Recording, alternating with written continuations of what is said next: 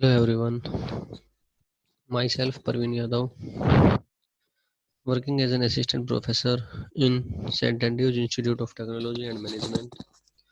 Today we are going to discuss the second topic of unit number 4, the subject Introduction to .NET from BCS 6th Sem, and the topic is polymorphism and sealed methods. In last class we already discussed about inheritance, two types of inheritance, related programs related to two types of inheritance we already done, single level and multi-level inheritance. And in last class we also uh, discuss about the sealed class and sealed data members. So the only one part from the sealed keyword is left, that is sealed method. So first we are going to discuss about polymorphism. So basically what is polymorphism? As we already discussed this in the unit number 3, the last topic, that is method overloading, operator overloading. So basically polymorphism means that poly means many and morphism means morph means number of, uh, means in different forms. So basically polymorphism is a Greek word that is one name many form. In other words, one object has many forms and has one name with multiple functionalities. So it's polymorphism is one of the basic concept of OOPS. So in programming languages we have two types of polymorphism, that is static and dynamic. Static polymorphism is also called compile time and early time, whereas dynamic polymorphism is also called runtime and late binding. So in the polymorphism, the static or compile time we already discussed in the last unit about overloading. There are two types of overloading we already discussed, that is method overloading and operator overloading. We already done the programs related with both of these technical terms. So today we are going to discuss about the dynamic polymorphism, and the one we already learn in C++ VB, that is overriding method. Basically the overriding is the concept in which we are going to override the functions that is already used in the parent class. So हम उस function को how we use that function in our child class. So now we proceed. This one is the related with the method overriding or operator overriding from static and compile time polymorphism. As we already discussed, compile time polymorphism is also called static polymorphism, as well as uh, early binding. So in one of the type is method overloading, and the example is this. We already discussed near about the same example in last class, that is public class test data public integer add. Means in overloading, in the case of overloading, we have the same method name but with different number of parameters with different data types. Means so in main class we are going to declare the object of a class, on our class. So here we already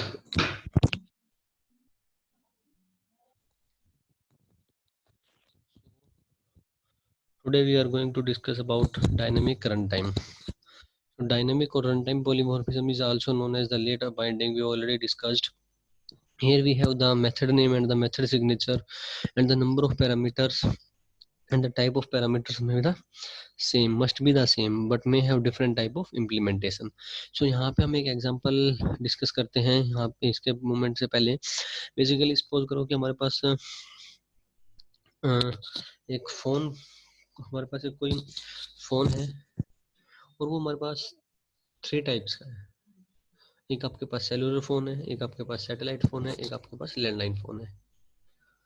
तीनों की working कहीं ना कहीं same है, but the one thing जो कि हमारे पास सबसे ज्यादा सेम है, दैट इज रिंग। रिंग अगर कोई कॉल कर रहा होगा तो तीनों ही फोन में आपकी रिंग जनरेट हो रही होगी, ठीक है।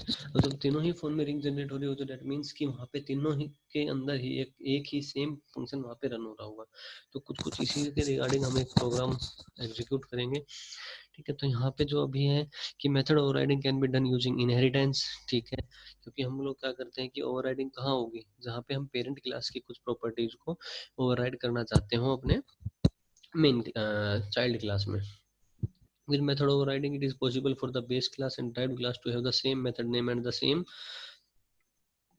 something. The compiler would not be aware of the method available for overriding the functionality. यहाँ पे क्या हुआ कि क्योंकि ये हमारे पास रन टाइम पॉलीमॉर्फिज्म है, तो कंपाइलर को कंपाइल टाइम पे नहीं पता लगता कि ओवरराइडिंग की क्या फंक्शनलिटीज वहाँ पे परफॉर्म होगी। सो वहाँ पे वो कंपाइलर कोई आपको एरर मैसेज भी थ्रो नहीं करता, but the compiler will decide which method to call at runtime means, and if no method is found then it throws an error. तो कंपाइलर बेसिकली क्या करता है, रन टाइम पे चेक करता है, अगर वहाँ पे उसको वो पर्टिकुलर मेथड वहाँ पे मिल जाता है तो वो मेथड एग्जीक्यूट हो जाता है, अदरवाइज वहाँ पे वो मेथड अगर उसको नहीं मिलता है तो वहाँ पे वो एक एक्सेप्शन या एक एरर थ्रो करेगा। तो यहाँ पे जो प्रोग्राम है हमने लिखा हुआ है उसके बारे में डिस्कस करते हैं, उसके बाद अपने टर्मिनल पे मूव करेंगे। ये हमारे पास एक क्लास है पब्लिक ड्राइंग। यहाँ पे हमने जैसे ऑलरेडी हम क्लियर डिक्लेयर कर चुके हैं कि एक हमें वर्चुअल कीवर्ड यूज करना पड़ेगा, एक हमें ओवरराइड कीवर्ड यूज करना पड़ेगा। वर्चुअल कीवर्ड हमेशा हमारे पास पेरेंट क्लास में हम लोग यूज करेंगे, वेयर एज ओवरराइड कीवर्ड को हम अपनी चाइल्ड क्लास में यूज करेंगे। तो यहाँ पे हमारे पास अगर ये वर्चुअल कीवर्ड ना होता तो हमारे पास होता पब्लिक डबल एरिया, ठीक है। बट यहाँ पे अब क्या है, ये पब्लिक वर्चुअल हमने कर दिया, डेट मीन्स कि इस वर्चुअल कीवर्ड से यूज करने से ये पता लग गया कि यहाँ पे इस वाले फंक्शन को हम कहीं ना कहीं ओवरराइड कर रहे होंगे किसी ना किसी क्लास के अंदर। तो यहाँ पे हमने रिटर्न को 0 कर दिया, क्लास सर्किल ने इनहेरिट किया ड्राइंग को, और यहाँ पे पब्लिक डबल रेडियस को हमने यहाँ पे यूज कर रखा है, ये एक अलग है। और जो डबल एरिया था, दोनों में डिफरेंस आप देख रहे हो, यहाँ पे डबल एरिया, यहाँ पे डबल रेडियस है, बट डबल एरिया को हमें ओवरराइड करना है तो हमने उस चीज को by using the keyword override उसको ओवरराइड कर लिया। और उसके बाद यहाँ पे हमारे पास एक क्लास एक और बनाई, उसके अंदर हमने एक्सेस कर लिया इन चीजों को, और फिर मेन क्लास के अंदर ये देखो एक बार दोबारा भी उसने भी ओवरराइड किया हुआ है। तो हम अपने मेन टर्मिनल पे चलते हैं और इस प्रोग्राम को एग्जीक्यूट करके देखते हैं। इस टाइप का एक प्रोग्राम हमारे पास एक और है, उस प्रोग्राम को एग्जीक्यूट करके देखेंगे, और ये वाला प्रोग्राम आप लोग एग्जीक्यूट करके देखना अपने टर्मिनल पे, ठीक है। तो अभी हम मूव करते हैं अपने, ये हमारे पास इसका डिफरेंशिएशन है जो अभी तक हमने बताया कि ओवरराइड हम लोग किस लिए यूज करते हैं, कैसे हम लोग क्या यूज करते हैं, वो सारा कुछ इसके बारे में हम डिस्कस कर चुके हैं कि वर्चुअल कीवर्ड और ओवरराइड कीवर्ड हम लोग क्यों यूज करते हैं, बेस कीवर्ड का भी यूज बताएंगे हम लोग क्यों करते हैं। बस यहाँ पे अपने वर्चुअल कीवर्ड हम लोग यूज करेंगे अपनी बेस क्लास मेथड के अंदर, वेयर ओवरराइड हम करेंगे अपनी ड्राइव्ड क्लास के अंदर। जबकि बेस क्लास हम लोग बेस कीवर्ड यूज क्यों करते हैं वो हम प्रोग्राम में करेंगे तो इजीली समझ में आ जाएगा। तो अभी यहाँ से मूव करते हैं हम अपने टर्मिनल की तरफ। ये हम टर्मिनल जो लास्ट क्लास से यूज भी कर रहे हैं, ये आपका टर्मिनल है। हम यहाँ पे मूव करते हैं, अपना एक प्रोग्राम यहाँ से बनाना स्टार्ट करते हैं, दैट इज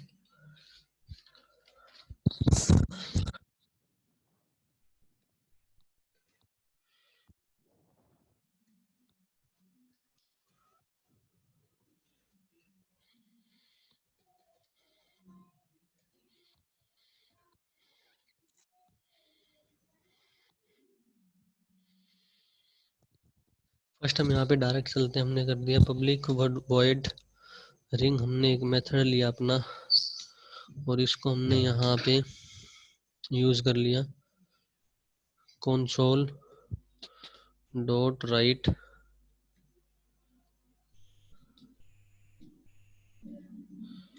लाइन। इसके अंदर हमने सपोज करो कि हमने अपना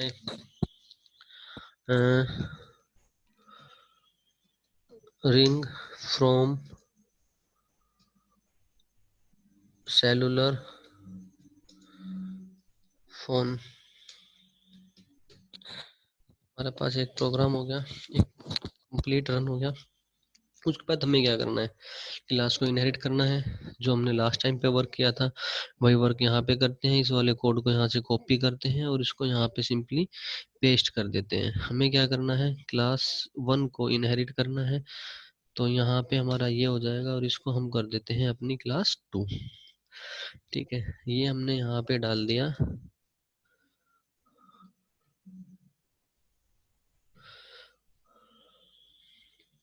लैंडलाइन फोन।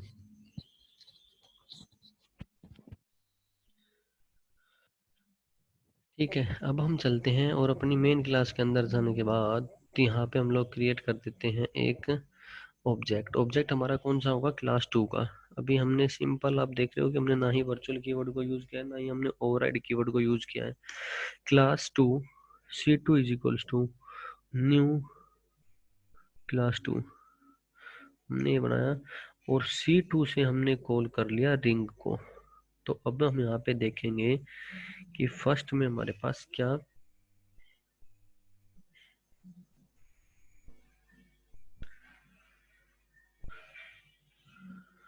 यहाँ पे हमारे पास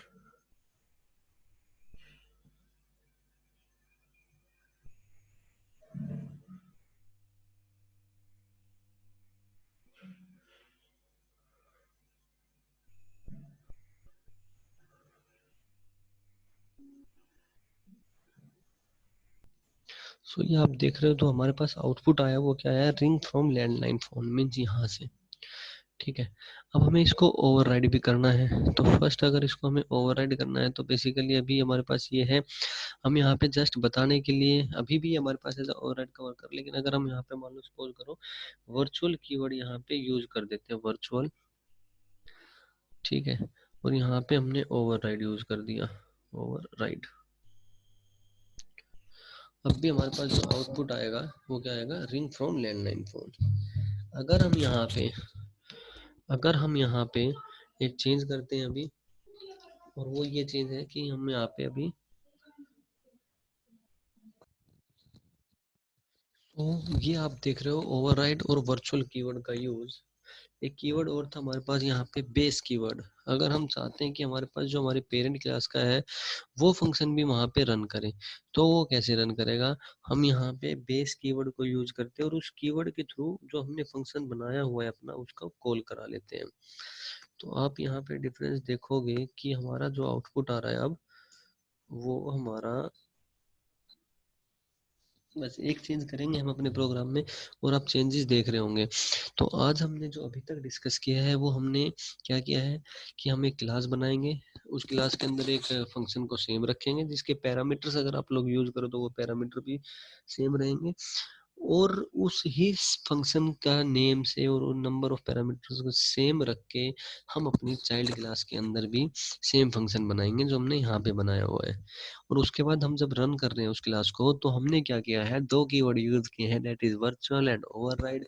वर्चुअल हमारे कंपाइलर को ये बताता है कि दैट इज यहाँ पे कोई ना कोई ये जो फंक्शन है वो एज अ ओवरराइड की तरह यहाँ पे यूज होगा, और ओवरराइड कीवर्ड अपने चाइल्ड क्लास के अंदर उस पर्टिकुलर मेथड को एज अ ओवरराइड यूज करते हैं।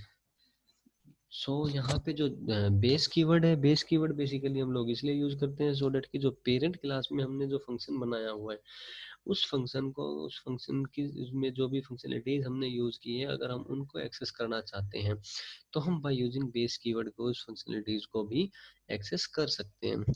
अब बात आती है सील्ड क्लास की, जो हमने लास्ट क्लास में की थी। सील्ड क्लास बेसिकली क्या था कि सील्ड कीवर्ड हमें क्या करता था कि जिस भी क्लास के सामने हमने सील्ड लगा दी हम उस क्लास को इनहेरिट नहीं कर सकते हैं। हमने डाटा मेंबर्स पे वर्किंग करके देखी थी तो हमने वहां पे देखा था कि डाटा मेंबर्स को हम सील्ड नहीं कर सकते हैं। सो हम आज बात करते हैं सील्ड मेथड की। हमने basically sealed method last class में इसलिए ही छोड़ दिया था बिकॉज सील्ड मेथड का काम हम यहाँ पे ओवरराइड के केस में ही यूज करते हैं, क्योंकि हम चाहते हैं कि मेरा जो फंक्शन है वो हम उसको सील्ड करके रखें और हम उस फंक्शन को ओवरराइड ना कर सकें नीचे।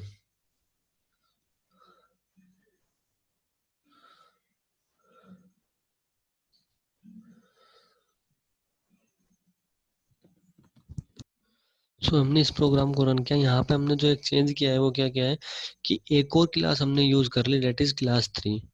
क्लास 3 क्या कर रही है, क्लास 2 की प्रॉपर्टीज को इनहेरिट कर रही है।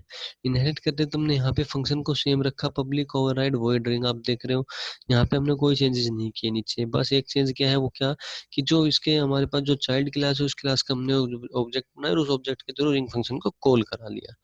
लेकिन हमने जो एक और चेंज किया वो क्या क्या, जो हमारे पास क्लास 2 है उसके अंदर हमने क्या यूज किया है, सेल्ड। तो सील्ड बेसिकली यहाँ पे आप देख रहे हो कि class 3 dot ring, that is यहाँ तक हमारा जो प्रोग्राम है वो इजीली वर्किंग में था, यहाँ तक हमारे पास कोई एरर नहीं क्रिएट हुआ। बट जब यहाँ पे हमारे पास हम आए हैं लाइन नंबर 22 पे, तो यहाँ पे उसको सेम फंक्शन मिल गया, पब्लिक ओवरराइड वॉइड रिंग, उसको ये मिला। तो यहाँ पे वो सील्ड किया हुआ है हमने, तो कांट ओवरराइड इनहेरिटेड मेंबर। यहाँ पे ये आप मैसेज देख रहे हो, एरर मैसेज कि can't override inherited member class 2 dot ring because it is sealed. ठीक है, तो यहाँ पे ये हमारे पास सील्ड क्लास का मेथड है, तो ये आपका हो जाएगा कि हम इस मेथड को ओवरराइड नहीं कर सकते।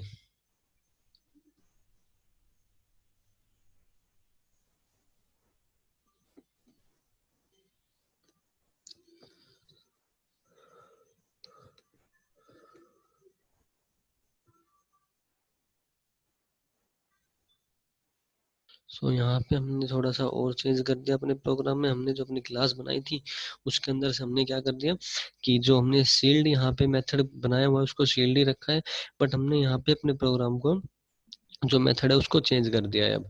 और जब हम इस प्रोग्राम को यहाँ पे रन करेंगे तो आपका देख रहे होगे आउटपुट आपको मिलेगा, first base dot ring means ring from cellular phone, जो हमने पहले भी प्रोग्राम किया है। उसके बाद रिंग फ्रॉम लैंडलाइन, ये आपका एग्जीक्यूट हुआ। Then base dot ring means आपकी जो बेस क्लास है उसका जो रिंग फंक्शन है उसको कॉल करेंगे और वहां पे फिर उसको मिलेगा रिंग फ्रॉम सेलुलर फोन। ये एग्जीक्यूट होने के बाद हमारे पास जब दूसरा मेथड यहाँ पे होगा कि C2 डॉट रिंग को कॉल किया जाएगा, जब C2 डॉट रिंग वन को कॉल करेंगे तो हमारे पास क्या आ जाएगा, रिंग फ्रॉम सैटेलाइट फोन। सो ये आपका हो गया है ओवरराइडिंग। ओवरराइडिंग के अंदर virtual keyword, override keyword, base keyword और सेल्ड मेथड। सो ये हमारा यूनिट नंबर 4 का हमने आज सेकंड क्लास कवर अप की है। आपका जो 4 असाइनमेंट मिल चुके हैं, उसके बाद फिफ्थ और असाइनमेंट आपका है वो है यूनिट नंबर 3 से, क्योंकि हमें टोटल 8 नंबर ऑफ असाइनमेंट्स करने हैं। तो जो फिफ्थ असाइनमेंट है आपका वो यूनिट नंबर 3 से है। उसके क्वेश्चंस जो है आप वो अगर लिखना चाहो तो लिख सकते हो, अदरवाइज मैं यहाँ पे बोल रहा हूँ। क्वेश्चन नंबर जो फर्स्ट होगा वहाँ पे जो क्वेश्चन नंबर फर्स्ट है वो है explain method overloading with example. Program number 2, explain operator precedence and associativity with example. Question number 3 है आपका एक्सप्लेन ऑपरेटर ओवरलोडिंग। ठीक है, ये आपके कुछ क्वेश्चंस है जो,